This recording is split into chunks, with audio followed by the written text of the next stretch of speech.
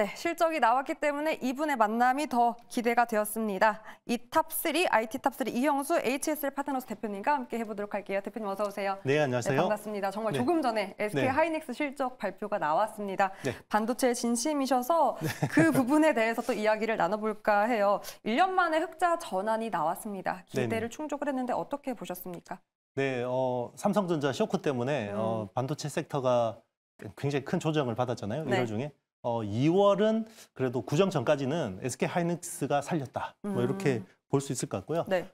서프라이즈가 나왔고요. 서프라이즈가 나왔는데 일단 뭐 숫자도 중요하지만 그 어떤 이게 질이나 이런 부분들이 되게 개선됐다라고 생각이 들어요. 일단 매출이 11조 3천억 정도 나왔고요.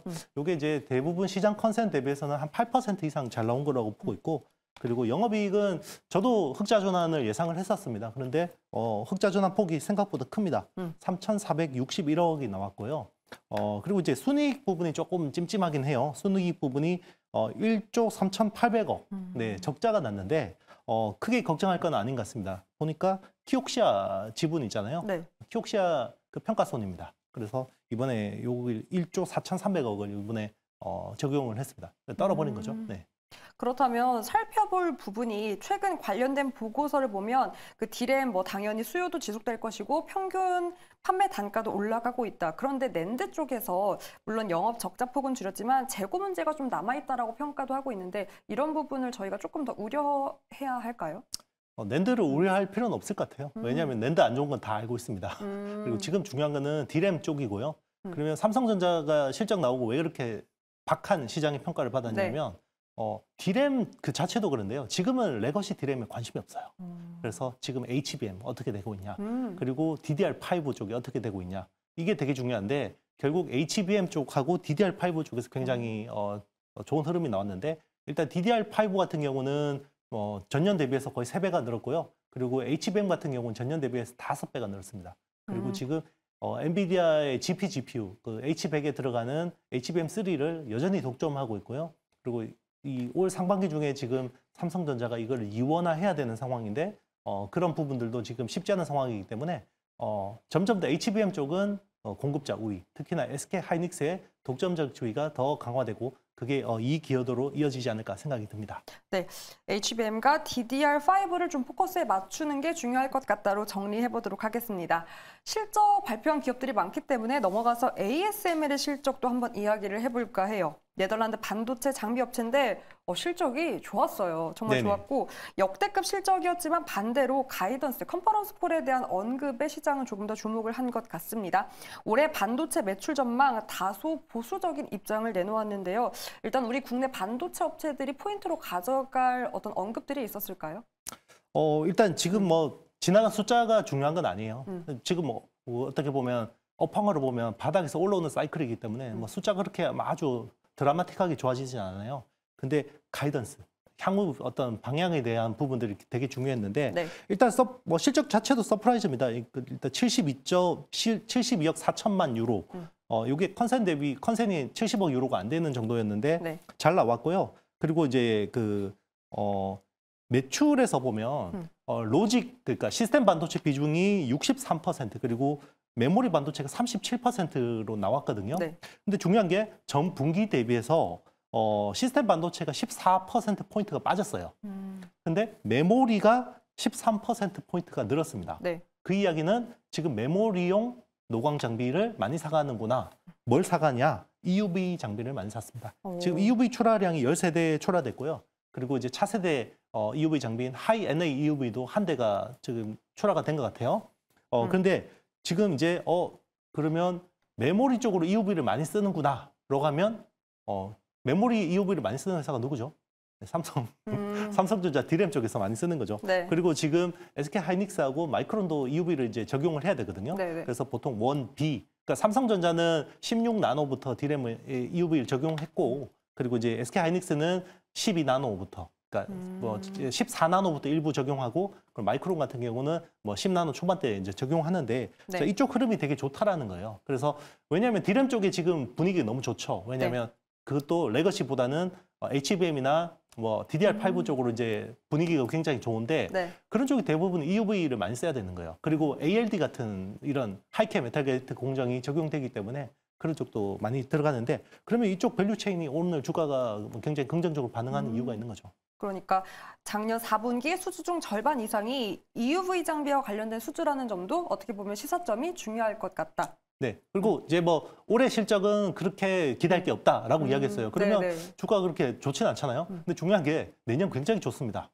그래서 올해는 작년 대비해서 그냥 올해는 보수적인 부여로 보는데 내년이 너무 좋기 때문에 우리는 열심히 준비하겠습니다. 이런 톤이었거든요. 그러니까 주식 시장 항상 미래를 당기잖아요. 선반영. 그래서 맞습니다. 그래서 9개월, 1년 뒤 업황을 보면 와 이제 ASML 주가를 당길 만한 거죠. 네. 오히려 그러한 우리는 과정일 뿐이지 더욱더 좋아질 일만 남았다라는 자신감을 불러일으켰고 그 자신감은 결국은 ASML도 HBM 쪽이었던 것 그렇죠. 같아요. 지금 AI 쪽하고 이제 전장 쪽에 대한 수요가 가시적이다라고 이야기를 했었고요. 네. 이제 그 이야기가 뭐냐면 이제 HBM을 만드는데 디램 납장을 만드는 데 있어서도 EUV를 많이 써야 되고 그리고 이제 전장 쪽에서는 이제 그 시스템 반도체 파운드리 쪽이잖아요. 근데 기존에는 자동차용 칩이 최고 선단 공정이 보통 뭐 14나노 이래요. FSD 같은 경우도 그런데 지금 7나노, 5나노 이런 쪽으로 막 내려오고 있고요. 최근에는 3나노 이야기도 나오고 있습니다. 그렇기 네. 때문에 그런 쪽에 EUV 수요가 계속해서 늘어날 수밖에 없는 거죠. 그렇다면 그 이야기를 국내 기업으로 돌아와서 조금 깊게 들어가 볼까 합니다. 네. SK 하이닉스 아무래도 우리 HBM 쪽에서 우리 기업은 그 부분을 선점을 하고 있는데 SK 하이닉스가 어제 HBM 공정에 국산 장비를 또 대거 투입한다라고 밝혔습니다. 혹시 관련해서 직접적인 수혜가 예상되는 기업 탑3를 꼽아본다면 어떤 기업들이 있을까요? 네. 일단 당연히 한미 반도체는 당연히 네, TC 본딩 시장에서 거의 독점적인 회사이기 저희 때문에 그럼 3위부터 먼저 네네. 공개를 해보도록 할게요. 네네. 일단 1등 이야기해 버렸는데요. 네. 네. 3위가 이제 HPSP인 거고요. 네. HPSP는 지금으로 보면 어드밴스드 패키징 관련된 수혜주라고 보기는 어렵습니다. 지금은 이제 TSMC의 선단 공정에 들어가는 고압 수소 어닐링을 하는데요. 이게 이제 그 본딩 기술도 지금은 이제 TC 본딩, 서멀 컴프레스 쪽에서 이제 하이브리드 본딩 쪽으로 점점 이제 전환이 됐는데요. 이게 HBM4부터 본격적으로 하이브리드 본딩 공정이 적용될 것 같은데 그러면 이제 표면 처리가 되게 중요합니다. 그리고 그 칩하고 칩을 붙일 때 구리는 구리끼리 그리고 절연체는 절연체끼리 붙여야 되는데 그런데 붙이는 데 있어서 굉장히 저온의 어닐링 기술이 필요해요. 그런 쪽으로 이제 HPSP가 좀 수혜를 볼 수 있고 그리고 디램 납장을 만드는 데 있어서도 지금 HBM3E 같은 경우는 네. 지금 HBM3가 보통 16나노 기반이거든요. 근데 보통 이제 HBM3E 같은 경우 14나노 기반이 되면 거기에 또 그 하이케이 메탈 게이트라는 공정이 적용이 되죠.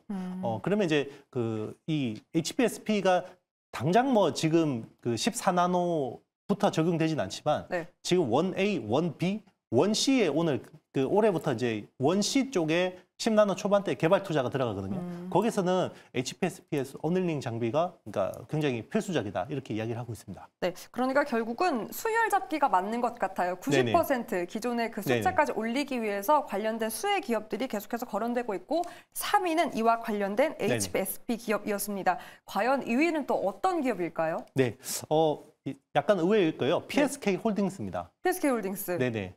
어떤 기업입니까? PSK 홀딩스는 그 후공정 장비를 네. 하는 회사예요. 기존에는 이제 리플로우 장비 이런 것들을 하는데 리플로우는 이제 칩을 보통 이제 밑에 마이크로 솔더볼 같은 것들을 붙이잖아요. 이런 것들을 열을 줘서 그러니까 오븐 같은 데 넣어서 납을 녹여서 붙이는 거거든요. 네. 그걸 이제 리플로우라고 하는데 리플로우 쪽을 그렇게 뭐 저는 기대하진 않아요. 사실 지금 핫한 거는 디스컴이라는 장비를 좀 보고 있습니다. 디스컴. 네, 디스컴이라는 게 뭐냐면 스컴이라는 게 찌꺼기거든요. 어떤 찌꺼기냐면 그 HBM 쪽에서도 이거를 이제 칩을 이렇게 쌓으려면 정확하게 얼라이먼트를 해야 되는데요. 거기에서 일부 노광 공정이 들어갑니다. 그래서 감광액이 쓰이는데 그 감광액 찌꺼기가 수율을 굉장히 또 깎아먹는 원인이 되거든요. 스컴을 찌꺼기를 이제 제거해주는 장비가 디스컴인데요. 그게 지금은 HBM3 같은 경우 8단이잖아요. 그런데 HBM3E가 되면 12단이 되고 훨씬 Q도 늘어나죠. 그러면 SK 하이닉스 내에서 이제 디스컴 장비 수요가 많이 늘어날 수밖에 없고 이 부분을 좀 PSK 홀딩스를 좀 긍정적으로 보는 부분입니다. 네, 긍정적인 부분을 말씀해 주셨는데 제가 이렇게 또 보니까요. 어쨌든 장비 발주에 대한 기업이 실적과 연결되기 때문에 중요한데 상대적으로 좀 LB세미콘이라던가 하나마이크론 같은 이 패키징 기업에는 장비 발주를 안 했습니다. 물론 그 외의 기업들과 또 장비 발주를 했기 때문에 큰 장점이지만 이런 기업들과는 발주를 안 했다라는 건 약점으로 혹시 판단할 수 있지 않습니까? 이미 이제 시장은 그런 부분들을 다 프라이싱하고 있다고 보고 있고요. 그러니까 지금 모든 반도체 섹터에서 보면 이게 반도체 섹터가 다 같이 손잡고 같이 해피한 상황은 아니거든요. 거기서 철저하게 또 이게 갈립니다. 그래서 어드밴스드 패키징 쪽이나 HBM 쪽 뭐 이런 쪽으로 이제 수혜를 보는 건데 다행히 이 회사 같은 경우는 지금 HBM 쪽으로 잡은 거예요. 중요한 아이템을 잡았는데 그게 뭐 한미반도체 TC 본딩처럼 아주 핵심적인 장비는 아니지만 어쨌든 HBM 투자가 늘어나면 같이 수요가 올라갈 수밖에 없는. 근데 뭐 이 디스컴이라는 장비도 사실 세계적으로 봤을 때 경쟁사가 울박이라는 회사 정도밖에 없거든요. 그래서 이쪽도 굉장히 좋고 그리고 리플로우 장비 같은 경우도 요즘에는 이게 아무래도 그 유해한 납이나 이런 것들을 써서 많이 쓰는데 요즘에는 플럭스리스라고 해서 친환경 리플로우 장비에 대한 수요가 많이 늘어나고 있습니다.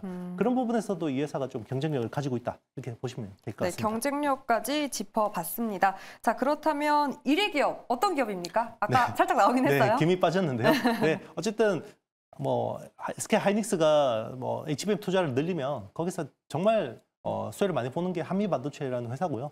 왜냐면 지금 독점이에요. TC 본딩. 예. 독점. 네. 이 독점 이후로 사실 여러 번 말씀을 해주셨는데 이 독점으로 인해서 여전히 1위인 겁니까? 근데 이제 하이닉스 내에서 독점인 것도 중요한데요.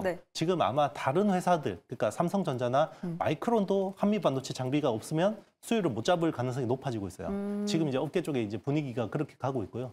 그래서 기존에 뭐 본딩을 잘하는 회사들은 많아요. 그러니까 이제 뭐 네덜란드의 ASMPT라는 회사도 잘하고요. 그리고 일본의 신카와 그리고 도레이라는 회사도 잘하고요. 국내는 이제 세메스라는 회사도 있습니다. 삼성 계열사.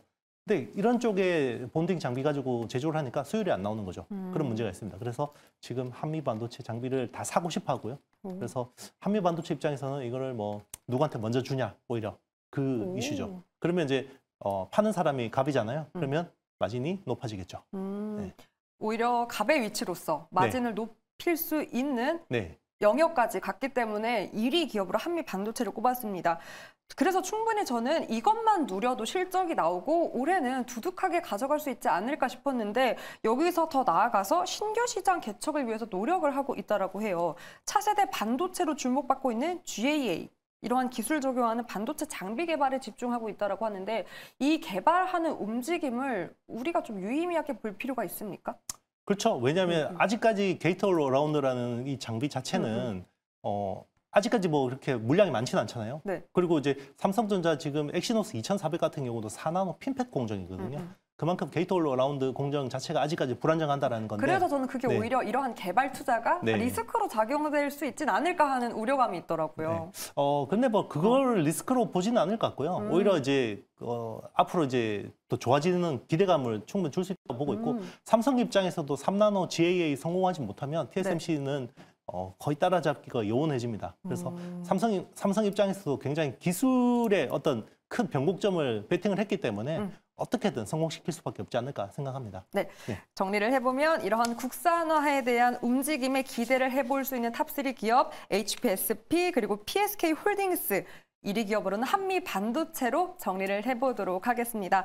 다시 한번 돌아가서요. 아까 ASML 기업에 대한 이야기를 했습니다. 실적이 좋았고 가이던스 쪽으로 포커스를 좀 맞춰본다면 메모리와 비메모리를 나눴을 때에 대한 어떤 코멘트들이 조금 달랐어요. 혹시 이러한 움직임의 주시에서 우리 국내 기업 탑3 기업까지 한번 꼽아볼까요? 네, 오늘 탑3가 많은데요. 어쨌든 그 지금 메모리 쪽에 EUV 쪽 밸류 체인 좋아지는 거는 긍정적입니다. 왜냐하면 지금 투자가 신규 투자가 지금 있는 분위기는 아니죠. 그런데 유지 보수 쪽, 그러니까 기술을 기존 헌 공정을 새로운 공정으로 바꾸는 보안 투자는 많은데요. 그걸 테크 마이그레이션이라고 합니다. 그런 쪽은 지금 EUV나 뭐 ALD나 이런 쪽은 분위기가 되게 좋은데요. 그동안 국내 EUV 관련 밸류 체인들이 굉장히 많이 조정을 받았어요. 대표적으로 오늘 많이 튀는 회사가 SNS텍 같은 회사고요.